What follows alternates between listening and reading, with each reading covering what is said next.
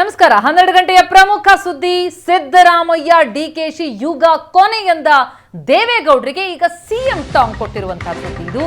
ದೇವೇಗೌಡರ ಹೇಳಿಕೆಗೆ ಸಿಎಂ ಸಿದ್ದರಾಮಯ್ಯ ತಿರುಗೇಟ್ ಕೊಟ್ಟಿದ್ದಾರೆ. ನನ್ನ ಮತ್ತು ಡಿಕೆ ಶಿವಕುಮಾರ್ ನೇತೃತ್ವದಲ್ಲಿ ಕಾಂಗ್ರೆಸ್ ಅಂತ್ಯ ಎಂದಿದ್ದಾರೆ ದೇವೇಗೌಡರು. ದೇವೇಗೌಡರ ಈ ಶಾಪವನ್ನ ನಾನು ಆಶೀರ್ವಾದ ಅಂತ ಸ್ವೀಕರಿಸಿದ್ದೇನೆ. ದೇವೇಗೌಡರ ಪಕ್ಷಕ್ಕೆ ಆಯುರಾರೋಗ್ಯವನ್ನ ಪರಮಾತ್ಮ ಕರುಣಿಸಲಿ ಅಂತ ತಿರುಗೇಟ್ ಕೊಟ್ಟಿದ್ದಾರೆ ಸಿಎಂ. ಹಿರಿಯರು ಕಿರಿಯರಿಗೆ ಆಶೀರ್ವಾದ ಮಾಡಬೇಕು, ಶಾಪ ಕೊಡಬಾರ್ದು. ದೇವೇಗೌಡರು ಜಾತ್ಯತೀತತೆಯ ಕಿರೀಟ ಧರಿಸಿಕೊಂಡು ಬಂದವರು. ಹತಾಶೆಯಿಂದ ಇಂತಹ ಹೇಳಿಕೆ ಕೊಟ್ಟಿರಬಹುದು ಅಂತ ಭಾವಿಸಿದ್ದೀನಿ. ತಾವು ಹೇಳಿ ತಪ್ಪು ಅನಿಸಿದ್ರೆ ತಮ್ಮ ಹೇಳಿಕೆಯನ್ನ ಹಿಂಪಡಿಲಿ ಅಂತಲೂ ಸಿಎಂ ಪ್ರತಿಕ್ರಿಯಿಸಿದ್ದಾರೆ.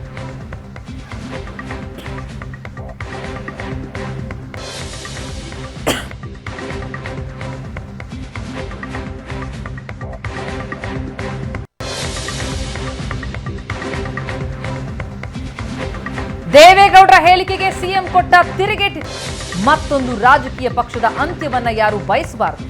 ದೇಶವನ್ನ ಕಾಂಗ್ರೆಸ್ ಮುಕ್ತ ಮಾಡ್ತೇನೆ ಎಂಬ ಬಿಜೆಪಿ ಸೊಕ್ಕಿನಿಂದ ಹೇಳ್ತಾ ಇದೆ.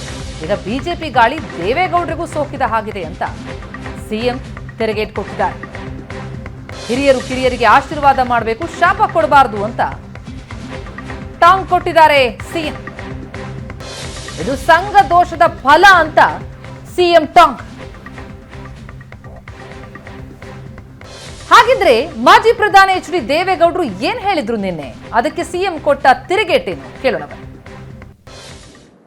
ಇವತ್ತು ಹೇಳ್ತೀನಿ, we have determined to say that this Congress in Karnataka must be defeated and say that the era of Congress should be over under DK Shivakumar, under Siddaramaiah.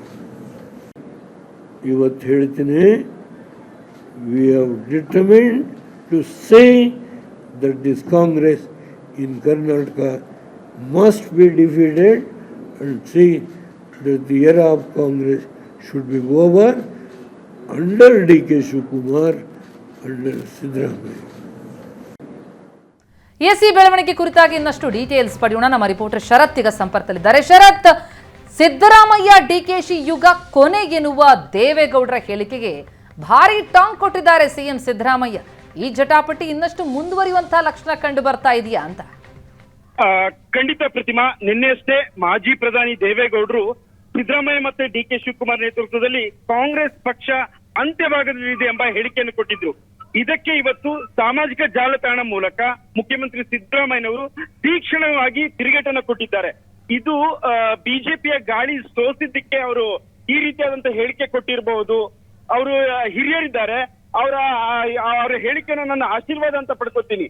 ಆದ್ರೆ ಯಾವುದೇ ಪಕ್ಷದ ಅಂತ್ಯ ಅಂತ ಅವರು ಹೇಳಿದ್ದು ಸರಿಯಲ್ಲ ಅನ್ನೋ ರೀತಿಯಲ್ಲಿ ಮಾತನಾಡಿದ್ದಾರೆ. ಹಾಗೆ ನಾವು ಇಷ್ಟು ದಿವಸ ಹೇಳ್ತಾ ಇದ್ವಿ ಜಾತ್ಯತೀತ ಜನತಾದಳ ಬಿಜೆಪಿಯ ಬಿ ಟೀಮ್ ಅಂತ, ಅದನ್ನ ಅವರು ಈಗ ನಿರೂಪಿಸಿದ್ದಾರೆ ಅನ್ನೋ ರೀತಿಯಲ್ಲಿ ಹೇಳಿಕೆ ಮೂಲಕ ಜೆಡಿಎಸ್ ಅಂದ್ರೆ ದೇವೇಗೌಡರ ಹೇಳಿಕೆಗೆ ತಿರುಗೇಟನ್ನ ಕೊಟ್ಟಿದ್ದಾರೆ.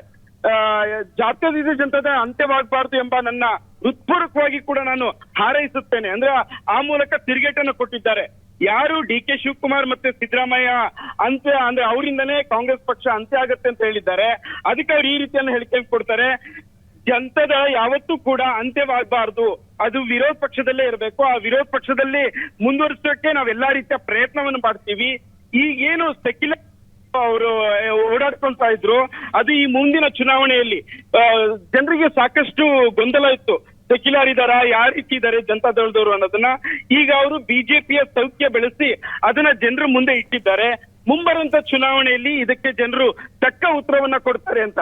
ಹಾಗೆ ಅವರು ಒಂದು ಟ್ಯಾಗ್ಲೈನ್ ಹಾಕಿ ಒಂದು ತಿರುಗೇಟನ್ನ ಕೊಟ್ಟಿದ್ದಾರೆ ಪ್ರತಿಮಾ. ಇದು ಜನತಾದಳ ನಾಟ್ ಎ ಸೆಕ್ಯುಲರ್ ಅಂತ ಒಂದು ಟ್ಯಾಗ್ಲೈನ್ ಹಾಕಿ ಇದಿಷ್ಟು ತಿರುಗೇಟನ್ನ ಒಂದೊಂದೇ ಪದವನ್ನ ಬಳಸಿದ್ದಾರೆ.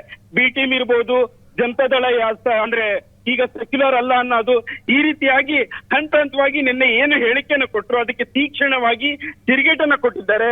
ಇದಕ್ಕೆ ಈಗ ದೇವೇಗೌಡರಾಗ್ಲಿ ಕುಮಾರಸ್ವಾಮಿ ಆಗ್ಲಿ ಈ ಪ್ರತಿಕ್ರಿಯೆಗೆ ಯಾವ ರೀತಿ ಪ್ರತಿಕ್ರಿಯೆನ ವಾಪಸ್ ಕೊಡ್ತಾರೆ ಗೊತ್ತಿಲ್ಲ. ಇದೀಗ ರಾಜ್ಯದಲ್ಲಿ ಅಂದ್ರೆ ಲೋಕಸಭಾ ಚುನಾವಣೆ ಹತ್ರ ಆಗ್ತಾ ಇದೆ. ಈಗ ಹೇಳಿಕೆ ಮತ್ತೆ ಪ್ರತಿ ಹೇಳಿಕೆಗಳು ಕೂಡ ಈಗ ಶುರುವಾಗ್ತಾ ಇದೆ.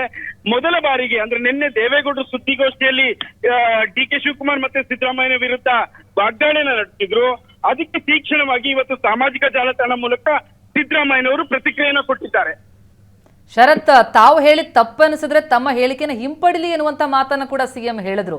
ಅಂದ್ರೆ ಪೋಸ್ಟ್ ನಲ್ಲಿ ಅದನ್ನ ಹಾಕಿದ್ದಾರೆ. ಅದನ್ನ ಗಮನಿಸ್ತಾ ಹೋದ್ರೆ ಈ ಕಡೆಯಿಂದ ಏನು ಪ್ರತಿಕ್ರಿಯೆ ಬರುತ್ತೆ ಅನ್ನೋದು ಕುತೂಹಲ ಮೂಡಿಸ್ತಾ ಇದೆ. ಯೂಶುವಲಿ ಸಿದ್ದರಾಮಯ್ಯವರು ಕೊಡುವಂತಹ ಪ್ರತಿಕ್ರಿಯೆ ರೀತಿ ಆ ಟಾಂಗ್ಗೂ ಈ ಪೋಸ್ಟ್ಗೂ ಕೂಡ ಅಂತರ ಕಂಡು ಬರ್ತಾ ಇದೆ. ಇವರು ಒಂಥರ ಸಹಜವಾಗಿ ಹೇಳ್ತಾರೆ, ಬಹಳ ಖಾರವಾಗಿ ಪ್ರತಿಕ್ರಿಯೆನ ಕೊಟ್ಟಿದ್ದಾರೆ ಅಂತ ಅನ್ಸುತ್ತೆ. ಖಂಡಿತ ಇದು ಒಂದು ರೀತಿ ವ್ಯಂಗ್ಯವಾಗಿ ಕಠೋರವಾಗಿ ಟೀಕಿಸ್ತಾರೆ ಅಂತ ಹೇಳಿದ್ರೆ ತಪ್ಪಾಗ್ಲಿಕ್ಕಿಲ್ಲ.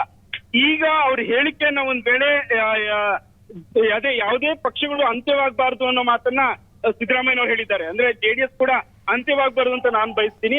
ಅವರು ಹಿರಿಯರಿದ್ದಾರೆ, ಅವರ ಹಿರಿಯರನ್ನ ನಾವೆಲ್ಲ ಅವ್ರ ಹೇಳಿಕೆನ ನಾವು ಆಶೀರ್ವಾದವಾಗಿ ತೆಗೆದುಕೊಳ್ಬೇಕು. ಆದ್ರೆ ಈ ರೀತಿ ಹೇಳಿಕೆಗಳನ್ನ ನಾವು ಯಾವತ್ತೂ ಕೂಡ ಮಾಡಬಾರ್ದು.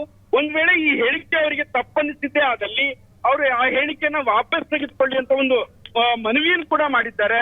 ಗೊತ್ತಿಲ್ಲ ಇದಕ್ಕೆ ಮಾಜಿ ಪ್ರಧಾನಮಂತ್ರಿ ದೇವೇಗೌಡರಾಗಿ ಕುಮಾರಸ್ವಾಮಿ ಅವರಾಗ್ಲಿ ಈಗ ಯಾವ ರೀತಿ ಪ್ರತಿಕ್ರಿಯೆಯನ್ನ ಕೊಡ್ತಾರೆ ಅಂತ.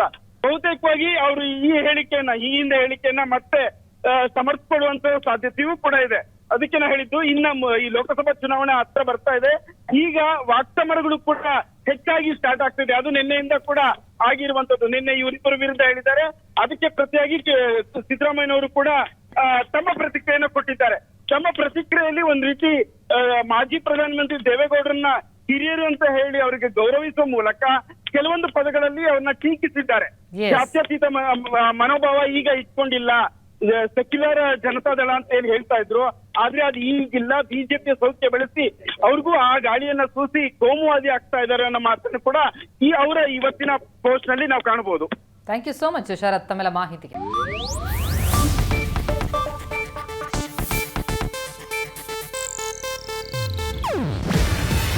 ಇದು ಏಷ್ಯಾನೆಟ್ ನ್ಯೂಸ್ ನೆಟ್ವರ್ಕ್ ಪ್ರಸ್ತುತಿ. ನೀವು ನೋಡ್ತಿದ್ದೀರಾ ಏಷ್ಯಾನೆಟ್ ಸುವರ್ಣ ನ್ಯೂಸ್.